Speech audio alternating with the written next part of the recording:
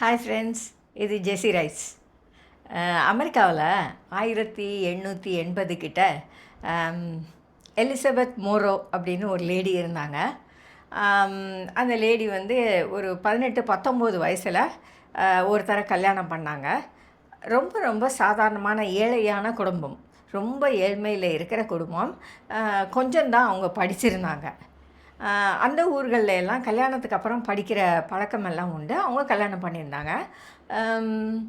அவங்க 8 மாதம் ப்ரெக்னெண்ட்டாக இருக்கும்போது அவங்க கணவர் இறந்து போனார். டைஃபாய்ட்லேயோ நிமோனியாலேயோ இறந்து போயிட்டார். ரொம்ப அன்எக்ஸ்பெக்டட். அவங்களுக்கு அடுத்தாப்பில் அவங்கள ஆதரிக்கிறதுக்கு ஆளே இல்லாமல் போயிடுச்சு. 8 மாதம் ப்ரெக்னெண்ட்டாக இருக்கிறாங்க. அந்த இறந்து போன கணவர் நிரந்தர வேலை எதுலேயும் இல்லை. ஆகையினால இவருக்கு இந்த செட்டில்மெண்ட் மாதிரி எந்த விஷயங்களும் வரல. ஸோ உடனடியாக அவங்க ஃபேஸ் பண்ண வேண்டியது பொருளாதார பிரச்சனைகள் தான். ஆனால் என்ன ஆயிடுச்சுன்னா, அடுத்த வாரத்திலேயே அவங்களுக்கு ப்ரீமேச்சூர் பேபி டெலிவரி ஆகிடுச்சு. ஆகையினால ஏற்கனவே அவங்க கணவருடைய ஈமச்சடங்குகள் எல்லாத்தையும் டொனேஷன் கலெக்ட் பண்ணி தான் சில நண்பர்கள் சேர்ந்து செஞ்சு முடித்தாங்க. அடுத்த வாரத்திலேயே ப்ரீமேச்சூர் பேபின்னதும் அதுவும் அதே மாதிரி நிலைமையில் பலருடைய உதவிகளோடு தான் அது நடந்தது. கிட்டத்தட்ட 10வது நாள், குழந்தை பிறந்து 10வது நாள் அவங்களுக்காக வேலை தேட ஆரம்பிச்சிட்டாங்க. வேலை இருந்தால் தான் தன்னாலேயும் தன் குழந்தைய பார்த்துக்க முடியும் அப்படிங்கிற நிலமை வந்ததுனால அவங்க 10வது நாளில் இருந்தே எல்லார்கிட்டேயும் எனக்கு ஒரு வேலை வேணும் அப்படின்னு கேட்க ஆரம்பிச்சிட்டாங்க. அதுக்கப்புறம் அவங்க வாழ்க்கையில் நிறைய சவால்களை சந்தித்தாங்க, நிறைய விஷயங்களை அவங்க எதிர்கொண்டாங்க. ஆனால் எங்கேயுமே அவங்க வருத்தப்படலை.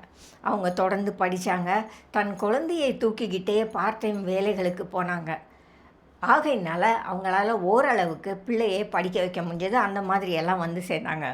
ஒரு லெவல் அவங்க வந்து 82 வயசு வரைக்கும் உயிரோடு இருந்தாங்க. ஒரு காலகட்டத்தில் அவங்க மகள் மேரி நல்லா படிச்சிருந்தாங்க, நல்லா வேலைக்கு போயிருந்தாங்க. ஆகையினால அவங்க சொன்னாங்க, என்னை போல் என் மகள் கஷ்டப்பட மாட்டா, நான் அவளுக்கு சொல்லிக் கொடுக்க வேண்டிய விஷயங்களை எல்லாம் சொல்லி கொடுத்தேன் அப்படின்னு. அது மட்டும் இல்லை, இவங்களும் தன் மகளை வளர்த்துக்கிட்டே படித்தாங்க. முதல்ல டீச்சராக ஆனாங்க, அதுக்கப்புறம் அந்த ஸ்கூலுடைய பிரின்சிபலாக ஆனாங்க. அந்த அளவுக்கு அவங்க தன் மேலே நம்பிக்கை வச்சுருந்தாங்க. கொஞ்சம் கூட கஷ்டப்படாமல், கஷ்டங்களை பற்றி கவலைப்படாமல் தொடர்ந்து உழைச்சாங்க. நமக்கெல்லாம் நிறைய கஷ்டங்கள் வருது, நாம் ரொம்ப கஷ்டப்படுறோன்னு பேசுகிறோம். கொஞ்சம் இந்த அம்மாவை பற்றி யோசிச்சு பாருங்கள். பிறந்து ஏற்கனவே 8 மாதம் ப்ரெக்னெண்ட்டாக இருக்கும்போது ஹஸ்பண்ட் இறந்து போனாங்க.